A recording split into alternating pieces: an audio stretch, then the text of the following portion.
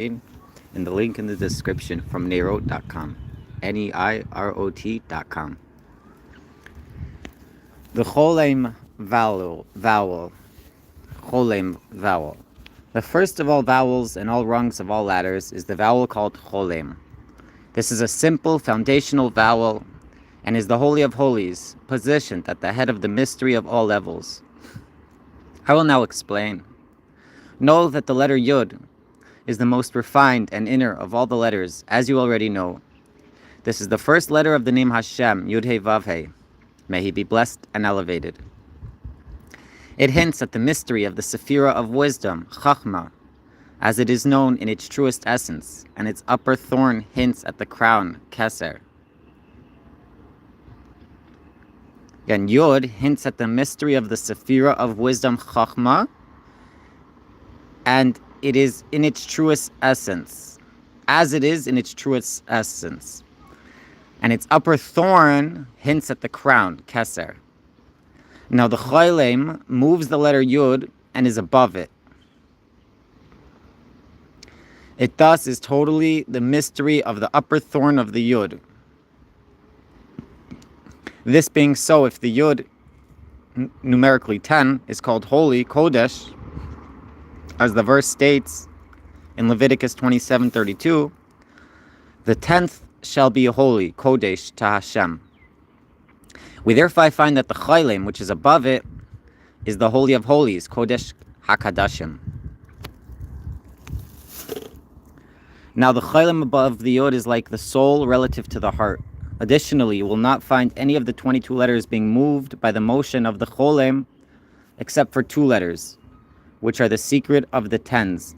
These being the letter Yod, 10, and the letter Kaf, 100. These being the mystery of the thorn, Kaitz, which has the appearance of a Cholem. The mystery of the Cholem is the mystery of he who is exalted and elevated. It's a quote from Isaiah 57:15. This is as our sages of blessed memory stated in the Midrash Tehillim 18. Come and see that the attribute of the Holy One, blessed be He, is not like the attribute of flesh and blood. For a person of flesh and blood stands below, and that which he bears is upon him. In contrast, this is not so of the Holy One, blessed be He, in that He is above, and that which He bears is below Him, as the verse states in Isaiah 57:15, thus said the exalted and elevated one. This is the secret of why He is called the place, Makom, in that He is the place of the world. Meaning that He bears the world just as a place, Makom, bears the one who dwells upon it. However, the Holy One, blessed be He, bears the world, but the load He bears is below Him. About this, our sages of blessed memory stated, the Holy Ark carried its bearers in regard to the matter of crossing of the Jordan River. This likewise is the meaning of the verse, Hashem became angry at Uzzah, and God Elohim struck him there for the blunder. Thus, in this way, you will discover that the Cholem vowel is above the letter Yud, and that relative to all the other letters, the letter Yud is holy, Kodesh. Know now that just as the body cannot move without a mover, so likewise, not a single letter, Ice, moves without a vowel, Nikuda. That is, you will not find any letters that move without one of the 5 vowels, Nikudais, that bear all the motions of the letters, this being the secret of the engravings of the signet, Petuche Choisem, which is the mystery of all vowelization. In Exodus 28:36, you shall make a headplate of pure gold, and you shall engrave upon it engravings of the signet, Petuche Choisem, Pisuche Choisem, holy to Hashem, Kodesh Lashem. And that is, all 5 primary vowels are included in the words Pituche Choisem. We could see under the Pei, you have a Chirik. In the Vav, you have how do you call that? It's like a Shuruk, but it's in the Vav. It's called something else, I believe. Maybe a Melupum. Under the Ches, you have the Tseirei. On top of the second Ches, you have the Chaylam, and on bottom of the Taf, you have the Kamatz. 1, 2, 3, 4, 5. You have 5 vowel points.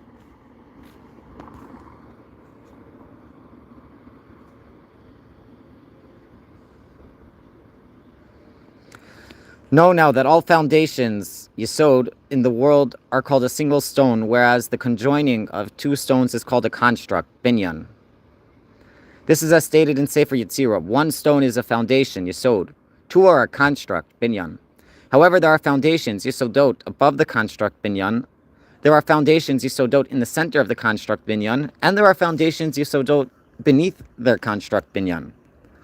All this is in the likeness of the worlds. That is, the upper world, Olam Ha'elyon, is called the world of angels, the angels, Olam HaMalachim, whose foundation is above them, as in the mystery of He who is exalted and elevated, as stated above.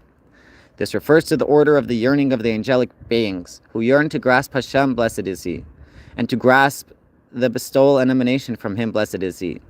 This is the secret of the Cholam vowel, which is above, whereas the letter it moves is below it.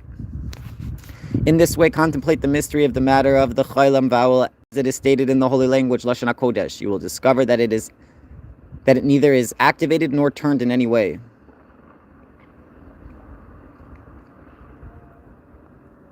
Rather, you will find it in the order of the proper and essential name of all things that have a name, such as light, or, day, yom, good, toiv, and all other names. See, they have a cholam on top of the vav. The word or has a cholam on top, yom has a cholam on top, toiv has a cholam on top. You'll find it used in a way of action and dominion, such as he acts, payal, he says, oimer, he sits, yoshev, he does, oiseh, or alternatively the command, do, payal, pe'oil, say, emor, think, chashoiv, and the like.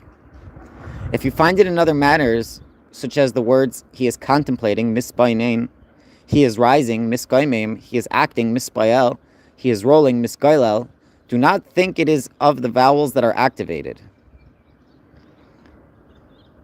For if you remove the two prefix letters, which are letters of activation, you will find that it remains seated over his reign. To conclude, amongst all the vowels, nikudais, no vowel is higher than the cholam vowel.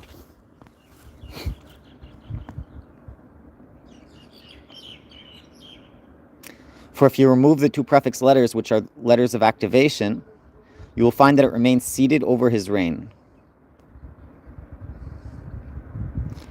Okay, do not allow your mind to be deceived by those who contrive arguments that are contrary to what we have said here. Likewise, if you find any other matters that arise in your mind to question my words, know that it is not so. Rather, if you understand the matters according to their truth, you will discover that all my words are proper and correct to those who have understanding, are upright, and find knowledge.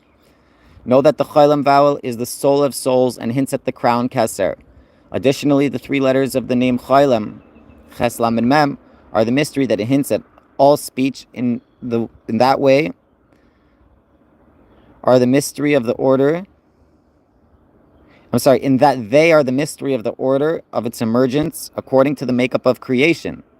This is because the letter ches is of the first letters that emerge from the throat, garon.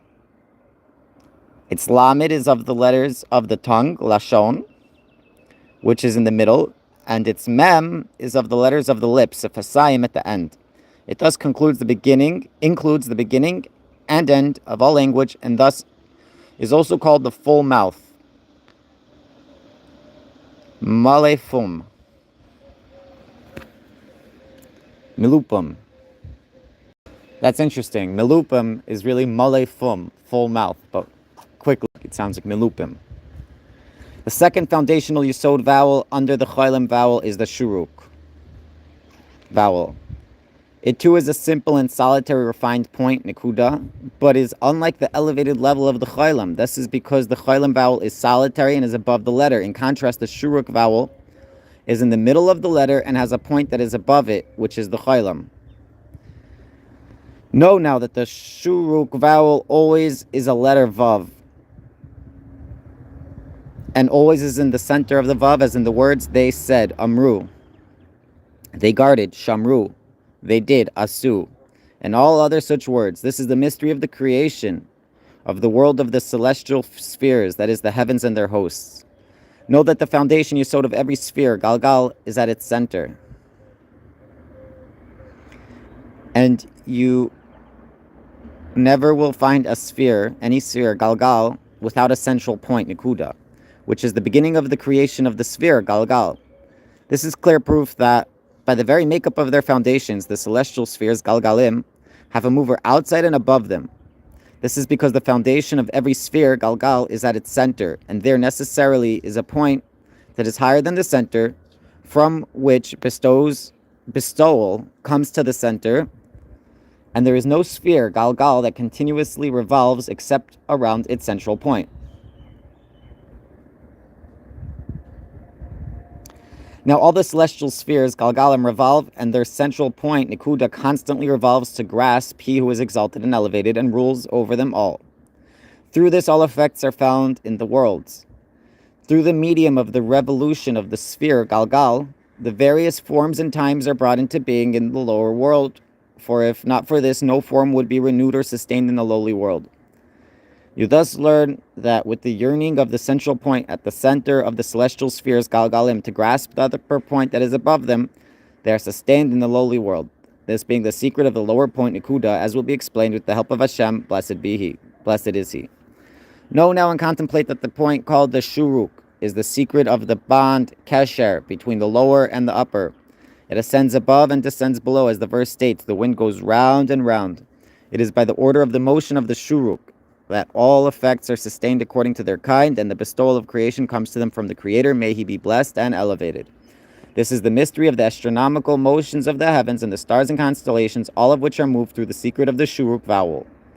Through the medium of their motion to grasp their beneficence from Hashem, blessed is He, they bestow all powers to the earth according to their kind. This is the mystery of the verse, and God set them in the firmament of the heavens, and raise your eyes on high and see who created these.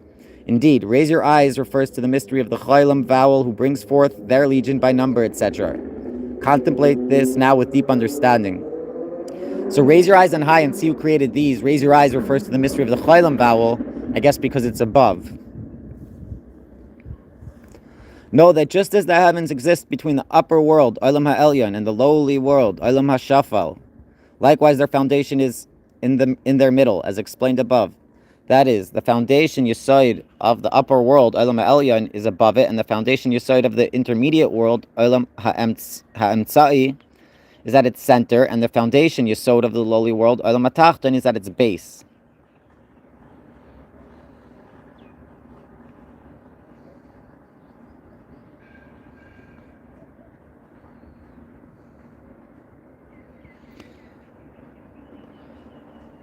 Now that you know this, know that the shuruk, which is a solitary point that literally is in the center of the letter Vav, is the mystery of the middle line, Kav HaEmtzai.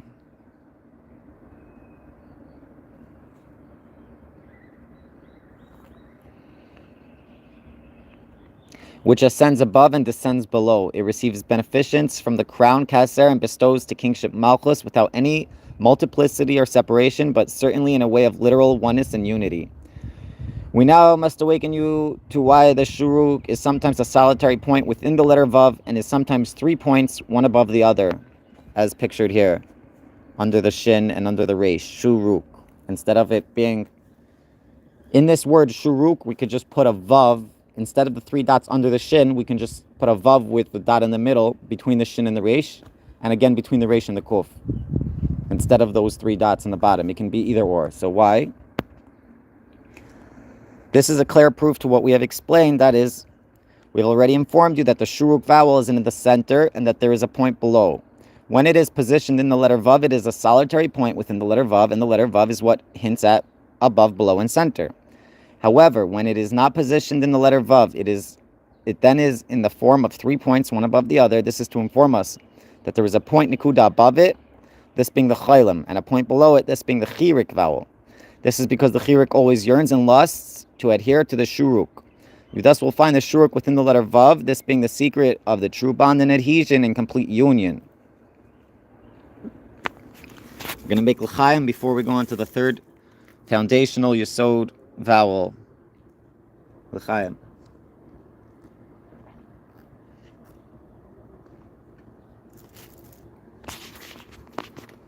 The third foundational yesod vowel is also in the secret of a solitary point, nikuda, and it's called the chirik vowel.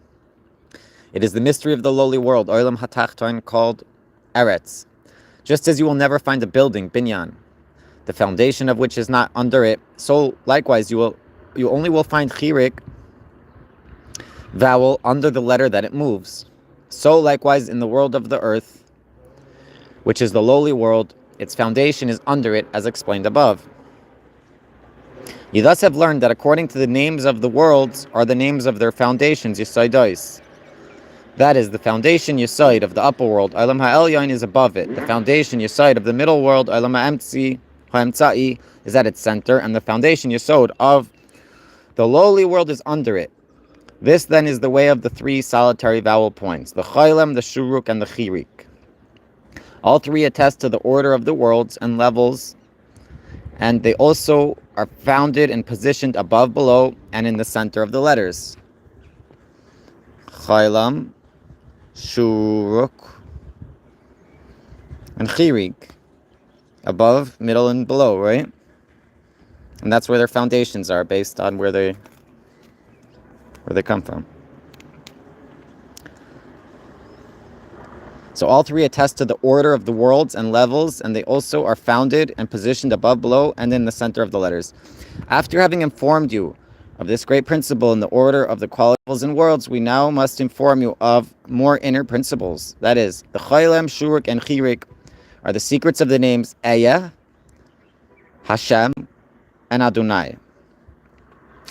These being the secret of the crown Keser above, splendor Tiferes in the middle, and Adonai below. The crown Keser is the secret of the Chaylam, splendor Tiferes is the secret of the Shuruk in the middle, which is the secret of the Vav that ascends above and adheres to the crown Keser and descends below and adheres to kingship Malchus through the quality of foundation Yesod.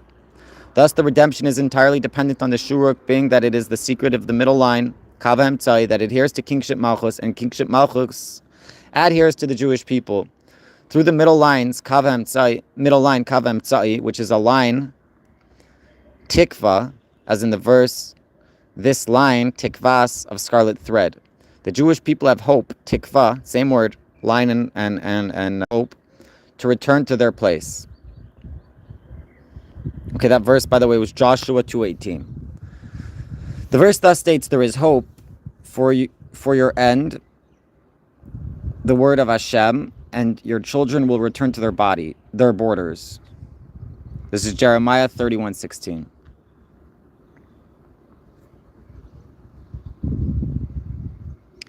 This comes about through the middle line, Kav HaEmtzai, which is the line, Tikva, that adheres to kingship Malchus. This being the indwelling presence of Hashem, blessed is He. The Shekhinah called the end, Acharis. And the Shekhinah adheres to Israel and brings her to return to her borders, as it states, there is hope, Tikva, for your end, Acharis, Acharisecha. The word of Hashem, and your children will return to their borders. It similarly is written, I will whistle, Eshraka, to them and gather them, for I have redeemed them. For when Shuruk is like Shraka, like whistle. For when the Shuruk dwells in kingship Malchus, the scattered of Israel are gathered.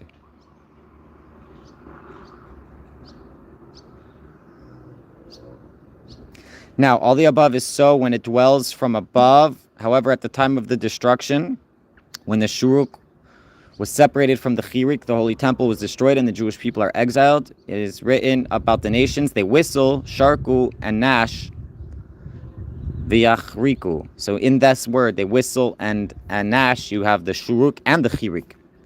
So they whistle and they gnash their teeth, saying, we have devoured her.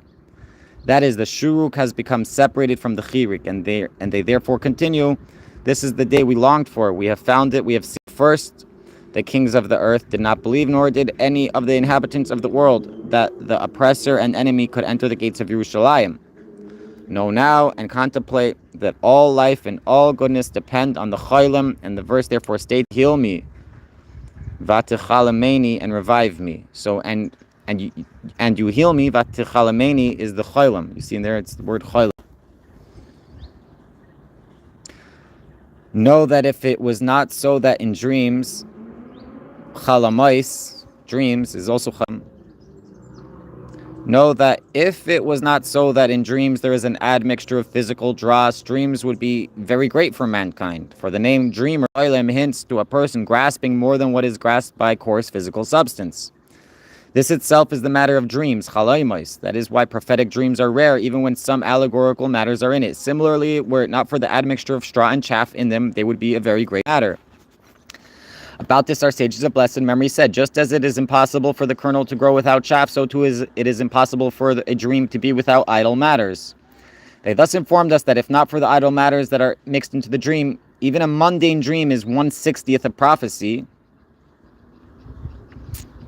and that one who grasps more than what the body grasps is called a dreamer, chaylam. For example, the verse states, Paro was dreaming, chaylam, and behold, he was standing at the river, etc. Yosef those told him what God is about to do, he has shown Paro. Contemplate the very refined matters that I am telling you, and you will discover that the name chaylam hints at man's grasp in this lowly world when they ascend to grasp a much loftier level than what their bodies grasp. If the dreams are not whole and perfect, the lack is due solely to the great admixture of dross, and to that degree there will be deficiency in the dream, chalaim. Alright, I guess if you're going to want to continue, we are on page 20, and you can find the link to the PDF in the description of this video. L'chaim.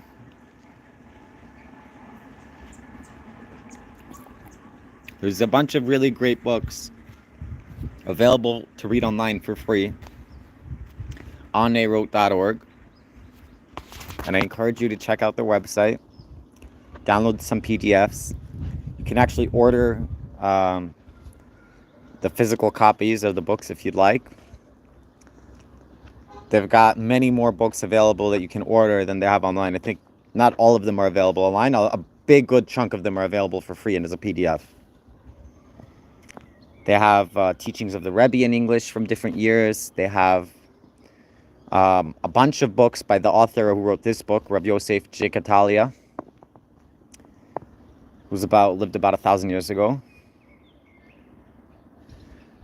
I think 900 or 1,000 years ago. They have a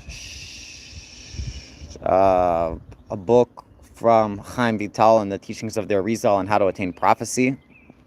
Got some really, really great, interesting books in English, and I don't recommend anyone more than them. I don't really trust translators when it comes to translating holy work.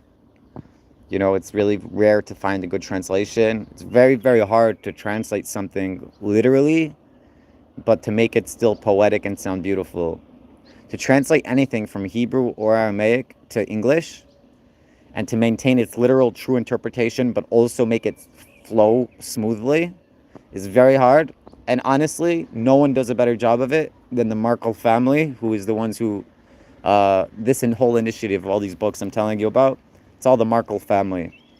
I believe it's a father and two of his sons. I believe. Maybe it's more than that, but anyways, no one does it better than them. And I encourage you to check out their books. I have no personal negias here. I'm saying they're not giving me anything to tell you this, other than they help me out. You know, they've sent me books for free to distribute, to read. On my road trips, I'd go around putting books in different synagogues, you know, even Reform synagogues, just putting a book there. If they didn't answer the door, just leaving it there by the door, you know. Yeah, they've been a big blessing to me, and I just wanted to share with you. I saw they had a new book out. I wanted to put out content. I wasn't sure what. So here I am, putting out content, attempting to, at least in my content that I'm going to put out anyway, at least try to do some goodness. And I really hope someone out there is going to really gain from this and really, you know, read the whole book and the other books and get educated and inspired. And I encourage you, please check out this website, nayrot.com, NEIROT.com. All right, everyone. For me, it's almost Shabbat. I have sunset in just about 2 hours. I'm just chilling. I thank God I have a pack of cigarettes and a bag of beer. I would read the whole book. It's just I don't think I have the energy for it right now or the headspace. You can leave a comment. We'll try to respond or at least read it. Curious what you think about the content, about me, whatever, about your life. I don't, whatever. I also encourage you to support me and my work. Not that I think I'm doing anything too great, but I really do think I'm doing really great things, even in my mundane life. If I woke up this morning, it's a great deal for me, So I encourage you, those of you who can, to support me in however ways you can. You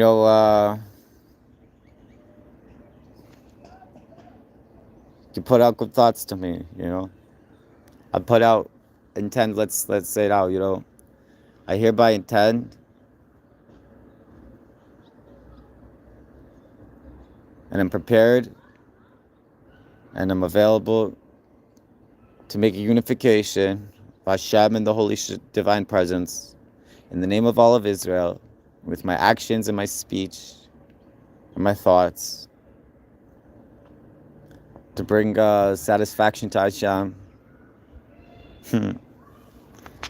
L'chaim, good Shabbos.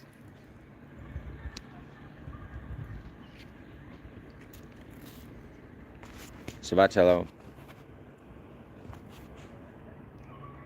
Should I tell you something before I go? I'll tell you something. This week, I went to a bunch of synagogues in this city where I currently am residing or chilling. I was trying to find food, I was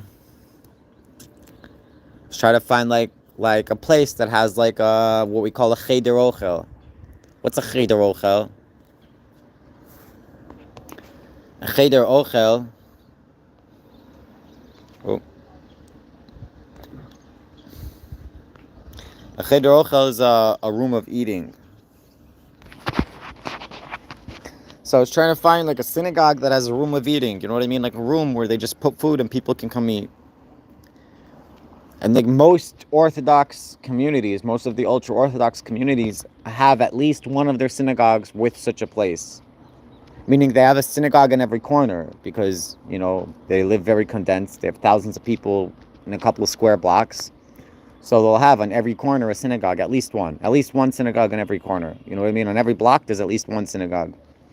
I'm saying most of these ultra-Orthodox communities, they have 3 synagogues in every block. I'm saying they have at least one in every block. You know what I mean? On every small block. From corner to corner, there's at least one.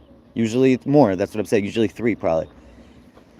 So anyways, it was a whole mission. You know what I mean? Like going on Google Maps, going from synagogue to synagogue, looking at reviews, trying to read the reviews, if it mentions food, if it mentions coffee. Even coffee can be difficult to find depending on the synagogue. If you go to a normal synagogue in America, every synagogue in America, a normal synagogue, has coffee. Not only has coffee, what do you mean coffee? They have hot cups, they have sugar, they have coffee, at least one type of decent coffee, and they have milk. And you can come at any time, usually 24 hours a day. Synagogues usually are not locked at night. It's a recent trend that they started to lock the doors at night. Even the synagogues that do lock at night, usually there's a general code to get in, just a general code. 4213. 4 and 2 together, and then 1 3. The 4 and 2 make 6, and then 1 3 is 613. A lot of synagogues you go to in the world, you just put in that 4 and 2 together, 1 3, open the door. I'm serious, a lot of synagogues all over the world. And if it's a different code, then the code will probably be written in Hebrew on the door, so you can get in even at night. But the point is, anyone who needs it, you come and you get a coffee. You're going to go and study, you're going to go and pray, maybe you need a coffee. Just like they have toilets, they have a coffee station, very normal. When I got to Israel, I was a little disappointed to find that a lot of the Israeli synagogues don't have such a thing. They have coffee, but maybe it's like a crap type of coffee. It's not so good. And maybe they never have milk or hot cups, and you have to bring your own hot cup. What the fuck? Who brings their own hot cup to synagogue? You know what I mean? And dude, what do you mean you don't have milk? Why do you have coffee without milk? Dude, I don't know. Am I spoiled American or what? But what I found, though, is that there's 2 types of synagogues in Israel that do have the coffee. They'll give you hot cups, and they'll give you coffee, and maybe food, and maybe snacks. And which synagogues are those?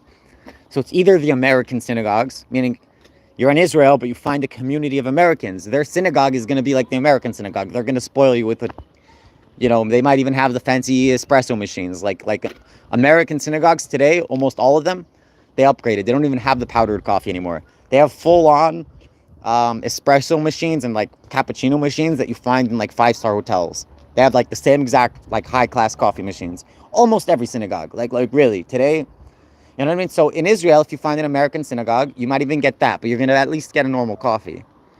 Other than that, the Israeli synagogues, if they're ultra-Orthodox, they're actually more likely. You would think the opposite. You would think the more like ultra-Orthodox, the less likely they are to have like coffee and food, maybe. Maybe you would think that, I don't know, maybe.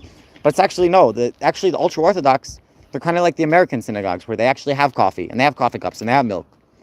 I don't know why that is, but that's what I found.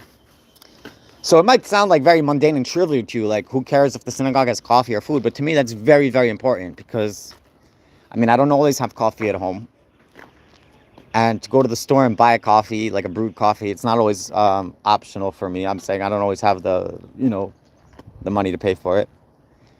And I love coffee. I'm saying if I'm just like bored or if I'm just depressed or if I just need something to do, dude, I will drink a coffee or like 4 or 5 of them in a row, get my adrenaline up a little bit and just, use it as a boost.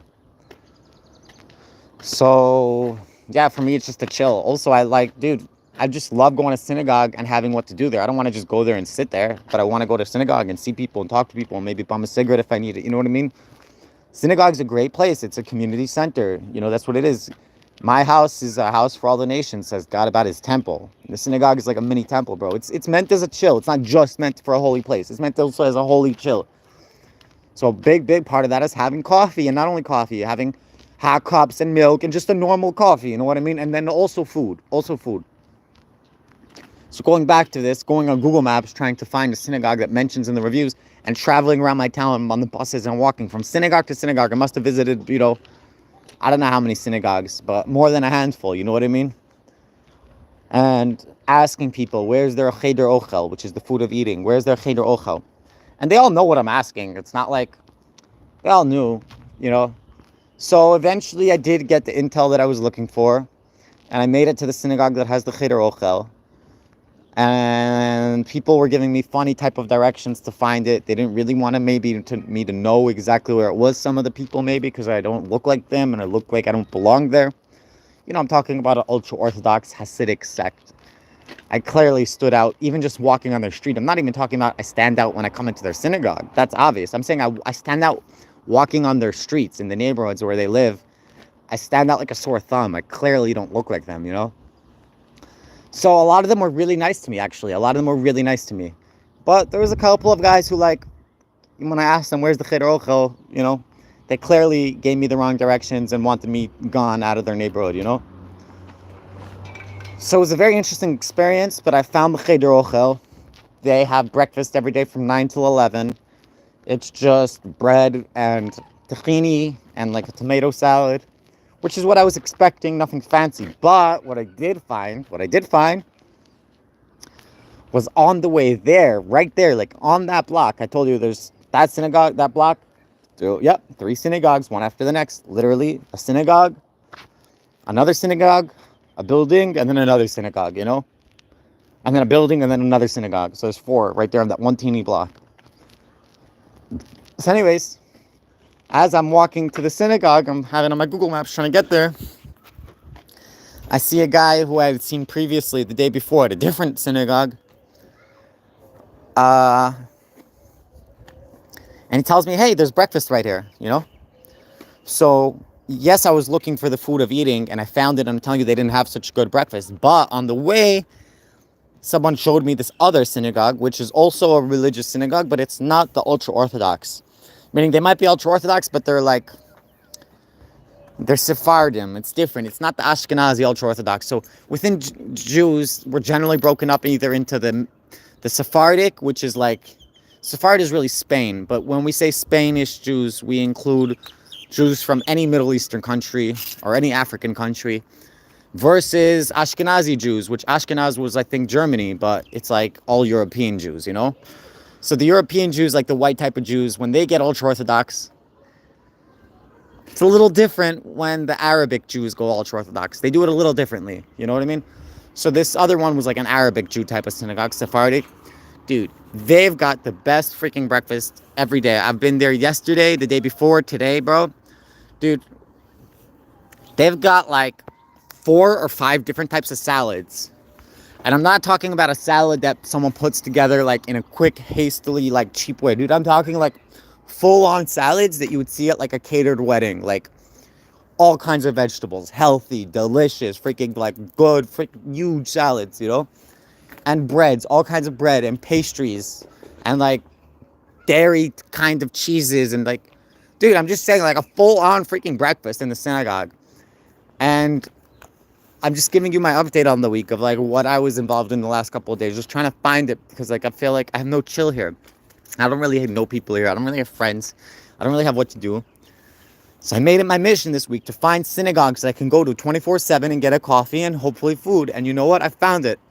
I have 3 different synagogues right now that are within walking distance that I can go and get a coffee.